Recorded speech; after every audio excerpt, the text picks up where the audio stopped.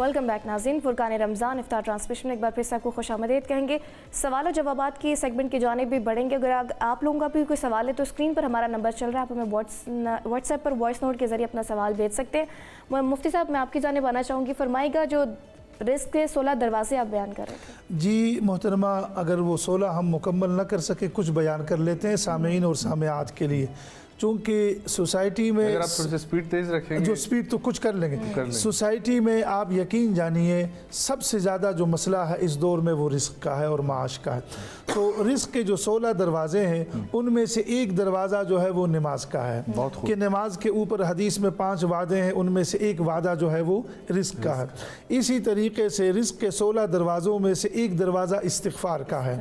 یہ سورہ نوح کی آیت ہے، فَقُلْتُ اسْتَغْفِرُوا رَبَّكُمْ إِنَّهُ كَانَ غفارا۔ خواجہ حسن بصری کا واقعہ بھی ہے کہ ان کے پاس ایک شخص آیا، اس نے کہا رزق میں تنگی ہے، انہوں نے کہا سورہ آپ استغفار کریں۔ ایک اور شخص آیا، اس نے کہا مال میں کمی ہے، ان کو کہا کہ آپ بھی استغفار کریں۔ تیسرا آیا، ہمارے ہاں بارشیں نہیں ہو رہی، تو ان کو کہا استغفار کریں۔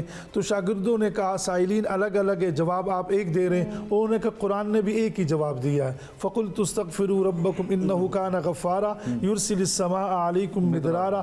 بارشیں بھی ہوگی، وَيُمْدِدْكُمْ بِأَمْوَالٍ وَبَنِينَ، مال میں بھی اضافہ ہوگا اور بنین میں بھی اضافہ ہوگا، مال میں بھی اور اولاد میں بھی۔ تو گویا کہ رزق کے 16 دروازوں میں سے ایک دروازہ جو ہے وہ استغفار کا ہے۔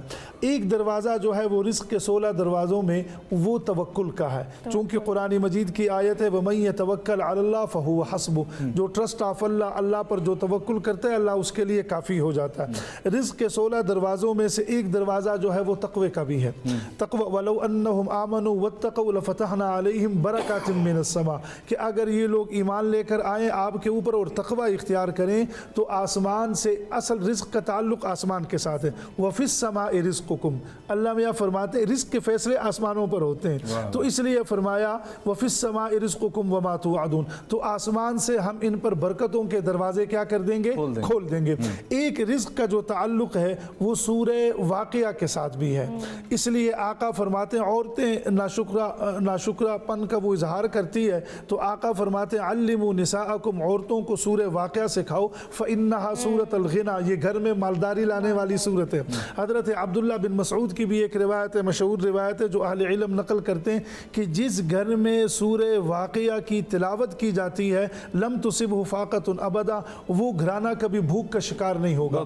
رزق کے 16 دروازوں میں سے نوافل بھی ہے، رزق کے 16 دروازوں میں سے حج اور عمرہ بھی ہے۔ آپ صلی اللہ علیہ وسلم فرماتے ہیں کہ حاجی جو ہے مل امعار حاج، یعنی مفتقر، حاجی کبھی غریب نہیں ہوگا، چونکہ وہ اللہ کے راستے میں دے رہا ہوتا ہے تو اللہ اس کو پھر واپس بھی کرتا ہے۔ صرف رزق کے 16 دروازوں میں سے صدقہ بھی ہے۔ آقا خود قسم فرماتے ہیں کہ صدقے سے کبھی مال کم نہیں ہوتا، جیسے محترم فرما رہے تھے۔ رزق کے 16 دروازوں میں سے میرے محترم ماں باپ کے ساتھ نیکی، یہ دیکھیے نوجوانوں سے یہ حدیث عرض کرتا ہوں، آقا فرماتے ہیں من احب اللہ، جو اس بات کو پسند کرتا ہے ان یمد لہ فی رزقہ، کہ اس شخص کے رزق میں اضافہ ہو جائے، کہ آپ کے ماں باپ ہیں، دیکھیے رمضان میں ان کا خیال کریے، جوڑوں کا، اگر وہ گاؤں میں دیہات میں تشریف فرمائے ان کو خرچہ بھیج دیں۔ آقا فرماتے ہیں کہ وہ یہ چاہتا ہے کہ رزق میں اضافہ ہو، فلیبر والدیہ، وہ اپنے ماں باپ کے ساتھ کیا کرے؟ نیکی کرے۔ رزق کے 16 دروازوں میں سے ایک دروازہ صلہ رحمی بھی ہے، صلہ یعنی وہ حسن سلوک۔ آقا فرماتے ہیں تعلموا من انسابکم، کہ تم اپنا حسب نسب بھی معلوم کر لیا کرو۔ لوگوں کو پتہ بھی نہیں ہوتا کہ یہ میرے جو رشتہ دار ہیں یہ کس کیٹیگری میں آتے ہیں، اور اس کے پھر فوائد میں سے آقا نے یہ فرمایا کہ ایک فائدہ یہ ہے کہ محبت بڑھے گی، یہ ہوگا وہ ہوگا، عمر میں بھی اضافہ ہوگا اور مال میں بھی کیا ہوگا؟ اضافہ ہوگا۔ رزق کے 16 دروازوں میں سے ایک یہ بھی ہے کہ باوضو رہنا۔ رزق کے 16 دروازوں میں سے قرآن مجید کی تلاوت مبارکہ بھی ہے، جیسے وہ محترم فرما رہے تھے نا، میں اس واقعے کو یعنی جو تاریخ کے اندر کہ یہ جو ام المؤمنین یعنی उम्मुल मुमिनीन भी फरमाते हैं, खातून जन्नत भी हज़रत फ़ातिमा रज़ी अल्लाह ताला अन्हा सलामुल्लाहि अलैहा ये कुरान मजीद की तिलावत फरमा रही है, और हज़रत अली रज़ी अल्लाह ताला अन्हु भी घर में तशरीफ़ फरमाए। हज़रत सलमान फ़ारसी जो है वो आप सल्लल्लाहु अलैहि वसल्लम के लिए अनार लेकर आए। ये वाक़या इस तरीके से भी बयान किया। तो आप सल्लल्लाहु अलैहि वसल्लम ने फरमाया लोग बेटियों से मोहब्बत करते हैं और चाहिए भी यही, तो आका ने फरमाया मेरी बेटी के घर में ये आप गिफ्ट तोहफ़ा दे दें। वो दे गए। जब उन्होंने, तो हज़रत अली उस ज़माने में ना यहाँ पे बस आखिरी यहाँ पे ना लोग जेब भी बनाते थे। ये मैंने खुद कंदहारियों कुछ लोगों के यहाँ देखा भी है, अरब दुनिया में भी। तो उन्होंने ऐसे किया, हज़रत अली ने ना एक को यहाँ रख लिया, एक अनार के दाने को, और 9 दाने जो है वो दामन में लेकर गए। जब वो लेकर गए तो फरमाने लगे कि अभी आप फरमा रही थी कि जी चाहता है अनार को तो ये ले लें। तो वो तलावत कर रही थी, जैसे मोहतरम ने अभी इरशाद फरमाया मन जा अबिल हसना फलहु अशरु अम्सालिहा, कि अल्लाह करीम एक के बदले में 10 अता फरमाते हैं। तो वो पैगम्बर की बेटी है माशाल्लाह, वो गिनने लगी वाहिद इस्नैन सलासा अरबा खमसा सित्ता सबआ समानिया तिस्आ, वो कहने लगे ये तो 9 दाने हैं और अल्लाह मियाँ तो 10 तक, तो वो फरमाने लगे ये 10वां भी ले ले। क्या बात है, बहुत खूब। सवाल जवाब के सिलसिले की तरफ बढ़ते हैं। ख़वातीन और हज़रात, आप लोग भी हमें अपने सवाल भेज सकते हैं। सुनते हैं जी कौन साहब साहिबा हमें कहाँ से सवाल भेज रही हैं। जी अस्सलाम वालेकुम, मैं पिंडी से साइमा बात कर रही हूँ। मेरा सवाल है कि रमज़ान में इबादत ज़्यादा होती है लेकिन बाकी के 11 महीने सुस्ती क्यों आ जाती है, इसका रूहानी इलाज क्या है? देखिए, हमने पहले भी ये बात की कि अल-इस्तिक़ामा फ़ौक़ अल्फ़ करामा, कि इंसान के पास 1000 करामतों से बेहतर है कि वो इस्तिक़ामत पे रहे। उम्मीद तौर पे होता है कि हम रमज़ान को सिर्फ रमज़ान तक ही प्लान करते हैं, रमज़ान के बाद का हमारा कोई प्लान नहीं होता, और हमारे जो है ना कंटिन्यूटी का हमने कुछ ऐड नहीं किया होता। और सम टाइम अगर ऐड करते तो हम इतने ज़्यादा वो जैसे कहते हैं ना एग्रेसिव अंदाज में उसके अंदर इतना कुछ डाल देते हैं कि वो कुछ भी हमसे नहीं हो पाता कि मैं ये भी करूँगा वो भी करूँगा, और जिससे कहते हैं वो रह जाता है। इसीलिए रसूलुल्लाह सल्लल्लाहु अलैहि वसल्लम ने कहा कि अल्लाह को वो अमल आपका पसंद है जो बेशक मकदार में थोड़ा हो लेकिन मुतवातिर हो।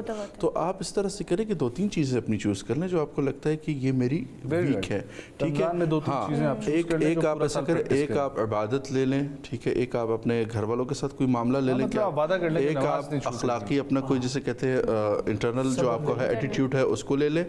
आप रमज़ान से उसकी प्रैक्टिस शुरू कर दें, ठीक है। और मैंने हमेशा कहा, जैसे कल भी बात हुई कि आप अपने आप को जब तक एहतिसाब के कटहरे में ला के खड़ा नहीं करेंगे ना, आपकी कोई भी चीज़ ठीक नहीं। आप करें अपने आप को या नवाफिल की सज़ा दें, और कम से कम माली सज़ा अपने आप को इतनी मकदार की, और वो भी आपने खूब बताया कि माली सज़ा भी आप अपने साथ वाले, आप वाइफ हैं तो आप अपने हस्बैंड को, अपने बच्चों पे लगाएं, अपने दोस्तों पे लगाएं, और सबसे बेहतरीन सदका वो है जो आप अपने घर वालों पर खर्च करते हैं। बहुत खूब जी। अगले कॉलर की जाने बढ़ते हैं, सुनवाइएगा जी कौन कहाँ से?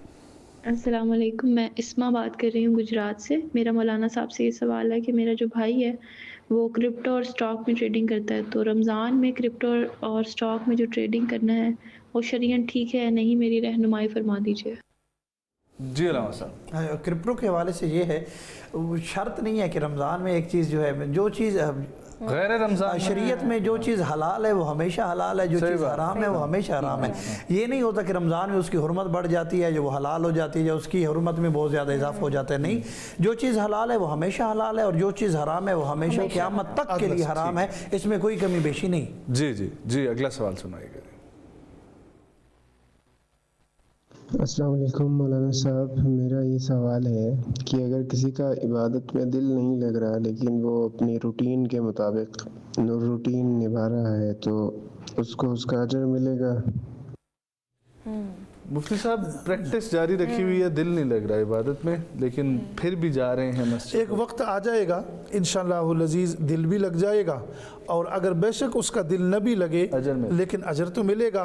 उसकी एक मिसाल फुक़हा ने दी है, जैसे सर्दी में वज़ू करने को जी नहीं चाहता ठंडे पानी से, लेकिन जब बंदा करेगा अजर लेगा। ठीक। अच्छा, इसमें एक मेरे दादा रहमतुल्लाह ने एक सवाल इसी तरह कैफी कि बाज़ दफ़ा इंसान काम करता है वो कैफियत या वो जैसे कहते हैं महसूस नहीं होती, तो उन्होंने कहा आप ऐसे समझें कि आप ट्रेन के 2 ट्रेन में सफ़र करें, एक आप उस बुग्गी में बैठे जिससे कुछ नज़र नहीं आ रहा, और साथ जो बैठा हुआ है अगले उसको सब कुछ नज़र आ रहा है, मंजिल पे दोनों पहुंच जाएंगे। तो उन्होंने कहा ट्रेन ٹرین کہاں جا رہی ہے؟ میں نے کہا وہ تو اپنی ڈیسٹینیشن پہ جا رہی ہے. تو انہوں نے کہا ڈیسٹینیشن پہ فوکس رکھنا چاہیے, دیکھنے دکھانے کے معاملات پہ زیادہ توجہ نہیں دینی چاہیے. یعنی کہ آپ یہ سمجھ لیجئے کہ عبادت جو ہے نا وہ فوری نتیجے کا نام نہیں, کہ کوئی بندہ فوراً عبادت کرے اور کہے کہ فوراً ہی نتیجہ ہے. نہیں, میں نے پہلی گفتگو میں کہیں کہا تھا نفس لوامہ, امارہ, مطمئنہ, یہ سارا.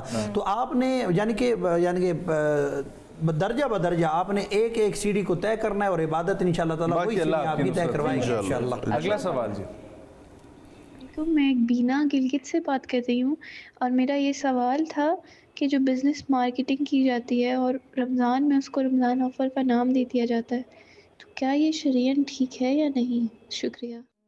جی, بزنس مارکیٹنگ, بزنس مارکیٹنگ جو کی جاتی ہے, ٹھیک ہے, اور رمضان میں اس کو رمضان آفر کا نام دے دیا جاتا ہے, تو یہ ٹھیک ہے؟ رمضان کے نام کے ساتھ ٹیگ آفرز لگائی جاتی ہیں. میرا خیال کوئی حرج نہیں ہے اس میں, مفتی صاحب کوئی حرج نہیں. کوئی نہیں, آپ کر سکتے ہیں. جی اگلا سوال سنائے گا. ٹھیک ہو گیا جی. ہمارے پاس سوال جو ہے وہ اپنے اختتام پر پہنچے ہیں. ٹھیک ہے, رزق کے حوالے سے جو ہے ہم لوگ گفتگو کر رہے تھے. میں چاہوں گا اسامہ بھائی گفتگو کو بس کنکلوڈ کریں, لاسٹ کے ہمارے جو ہے نا 1-1.5 منٹ جو ہے وہ بچا ہوا ہے. اچھا, جیسے علامہ نے فرمایا کہ جو رزق کے معاملات میں ابھی جو اس ٹائم ہمارے پاس چیلنجز آ رہے ہیں, یوتھ سے صرف میں یہ کہوں گا کہ جیسے بھی ہم نے بات کی, جلد بازی. ہمارے ہاں جو رزق کی برکت کو ہم نے جوڑ دیا ہے کہ وہ مال کا بہت زیادہ جمع ہو جانا. اگر اس رزق سے آپ کی وہ نیند غائب ہو گئی ہے, آپ کی جسے کہتے ہیں فیملی ڈسٹریس میں چلی گئی ہے, کہ اگر ہمارے پاس زیادہ مال نہیں ہے تو ہم رزق میں برکت سمجھتے ہی نہیں. ہاں, یہ اصل میں کیا ہوا ہے کہ سکسیس اورینٹیشن جو ہوتی ہے نا, جسے ہم کہتے ہیں کامیابی کی ڈیفینیشن, وہ ہمارے ہاں ہو گئی ہے کہ کثرت مال. ٹھیک ہے, یہاں تک کہ جسے کہتے ہیں کثرت مال رکھنے والے, صرف حضرت عثمان غنی رضی اللہ عنہ کا ایک واقعہ سامنے رکھتا ہوں تو اسے سمجھیں کہ وہ زندگی میں کیسے تھے وہ لوگ. ان کے پاس ایک سوالی کسی نے کہا کہ اس نے آیا مدینہ میں, اس نے کہا مجھے حاجت ہے. انہوں نے کہا آپ عثمان غنی کے گھر پہ چلے جائیں. وہ وہاں گئے تو وہاں وہ بیگم سے اس بات پہ لڑ رہے تھے. آواز آئی کہ یہ تم کپڑوں کو جو آٹا چھاڑنے کے بعد جو ہے یہ کپڑوں پہ کیوں لگاتی ہو, سارا آٹا جو ہے کپڑوں پہ لگ جاتا ہے, ضائع ہوتا ہے. انہوں نے کہا میں اس بندے سے مانگوں وہ جو بیوی سے آٹا لگنے پہ لڑ رہا ہے. تو وہ جب انہوں نے دیکھ لیا کہ سائل کوئی ہے, دروازے پہ آئے, انہوں نے کہا کیا چاہیے. اس نے ابھی سوال رکھا ہی تھا کہ انہوں نے دے دیا. حضرت عثمان غنی کی مجھے قناعت تب سمجھ آئی جب میں مدینہ میں گیا اور میں نے دارالعثمان دیکھا, ایک وہ ہوٹل. حضرت عثمان غنی اس دنیا میں واحد انسان ہے اس وقت ابھی تک ان کا سائن چیک کیش ہوتا ہے, ان کی مہر سے چیک کیش ہوتا ہے. یہ قناعت ہے جو اللہ عطا فرماتے. اور قناعت کا اللہ کا وعدہ کس چیز پہ ہے؟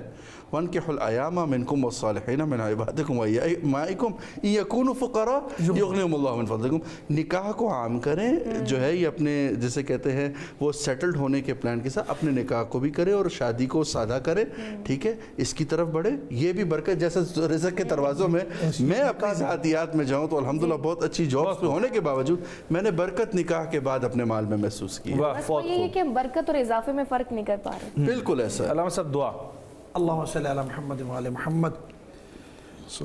یا مقلب القلوب والابصار, یا مدبر اللیل والنہار, یا محول الحول والاحوال, حول حالنا الى احسن الحال.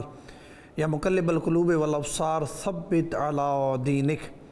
اللہم انی نسألک زیادتا فی العلم وبرکتا فی الرزق وصحتا فی الجسم وطولا فی الحیات ونورا فی القلب ونورا فی القبر وتوبة قبل الموت وراحة عند الموت ومغفرة بعد الموت ونجاة من النار ودخولا في الجنة برحمتك يا أرحم الراحمين.